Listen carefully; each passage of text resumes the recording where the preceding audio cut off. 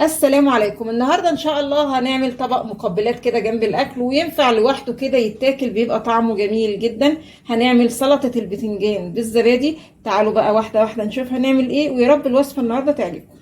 معايا هنا بتنجانة انا قشرتها، هقطعها بس كده من النص، وبعدين هقطعها كده رفيع بالشكل ده. تعالوا بقى نشوف هنعمل ايه. شوية زيت كده بقى، وهنبتدي نقلي البتنجان تمام كده، وما نزودش في تحمير البتنجان عموما عن اللون ده علشان طعمه ما يمررش.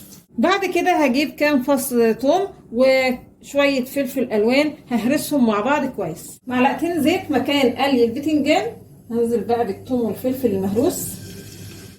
هضيف هنا التوابل، ملح وكزبره وكمون، واظبط الملح.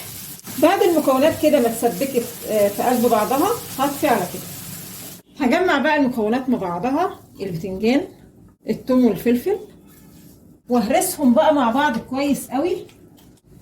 بعد ما هرست المكونات مع بعض انزل بقى بكمية الزبادي اللي تحبيها، كتير قليل اللي انت عايزاه. هقلبهم على بعض، ومش هحط زيت، هكتفي يعني بشوية الزيت اللي شربهم البتنجان واحنا بنقليه. بس لو كنت شاوية البتنجان ابقي حط شوية زيت زيتون. وبعدين هنضيفها لطبق التقديم، ونرش شوية زعتر كده على الوش، وشوية زيتون برضو بيدي للبتنجان طعم حلو قوي.